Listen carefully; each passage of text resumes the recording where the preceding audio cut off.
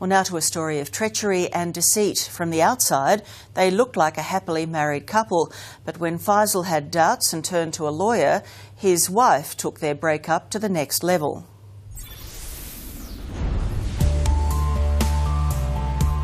You're about to witness one of the most audacious attempts by a wife to frame her husband for domestic violence.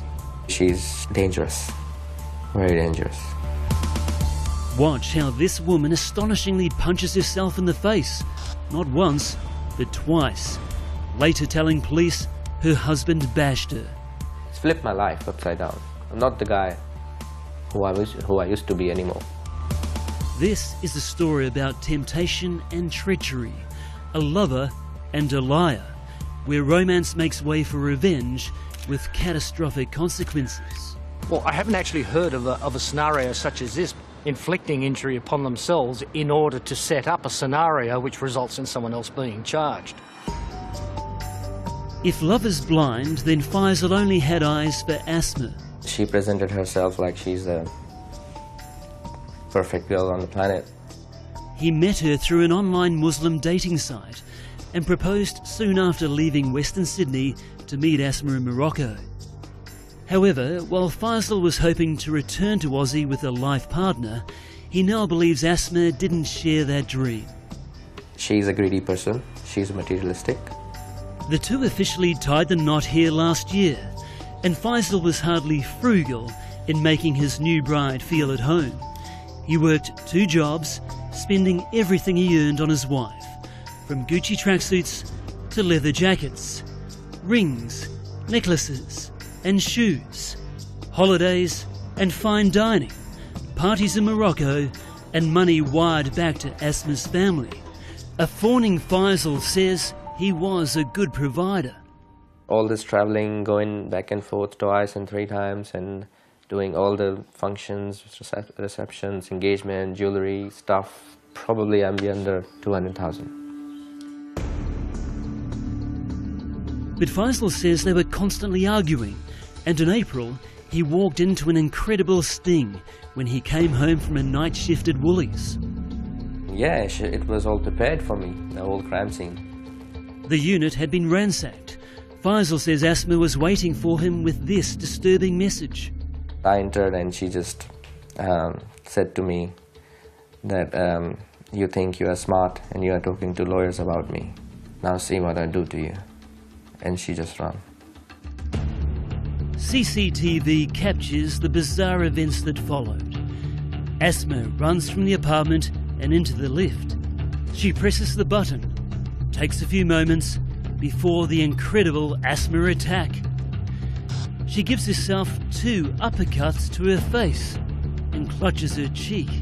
She then checks her handiwork in the mirror.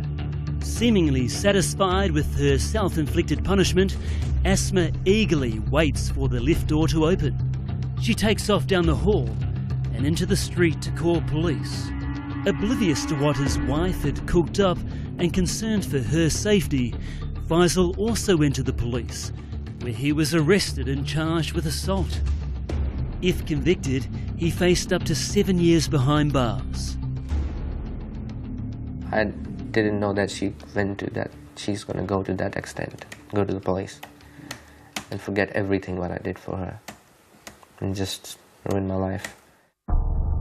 In a follow-up sucker punch, Faisal says the police unwittingly helped Asma steal his things, which she had packed into these suitcases while he was being held at the station. But more importantly, Faisal's freedom was also about to be taken. Did you ever harm Asma? Never. I really loved her.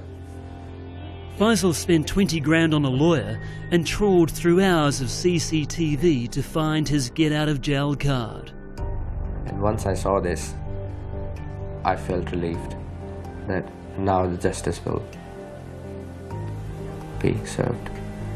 New South Wales Police dropped the assault charges, but never charged his estranged wife for making a false accusation, an offence which also carries a jail term of up to 7 years.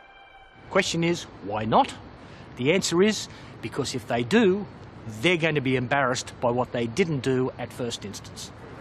Victims of crime advocate Howard Brown says It appears police failed to investigate Asma's assault claims properly and assumed Faisal was guilty from the outset. So when you realise that someone has made a false declaration to a police officer and you can prove that she made a false declaration, you then charge her with perverting the course of justice. Police haven't done that.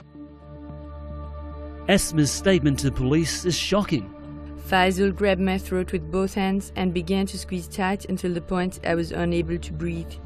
He punched me on my left cheek and with his fist. He has started to hit me everywhere with the belt. He was so violent to me. I thought I was going to die. Faisal suspects Asma's motive was an email she discovered he had sent to a visa migration agent. He says he wanted out of the marriage, which was potentially a threat to her ability to stay in Australia.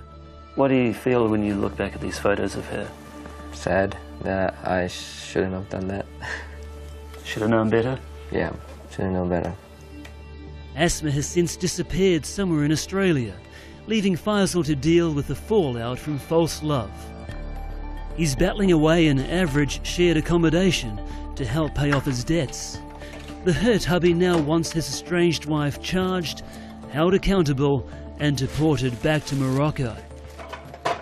I am the victim now. I got used and abused over and over again, mentally, financially, emotionally, you name it. I'm the victim. So she did that. Now it's her turn to face the consequences. Faisal says he's got a long road ahead before he's capable of finding love again, but says he's learned a valuable, albeit expensive, life lesson. If God shows you true colors of someone, don't try to paint a different picture. Just stick with that.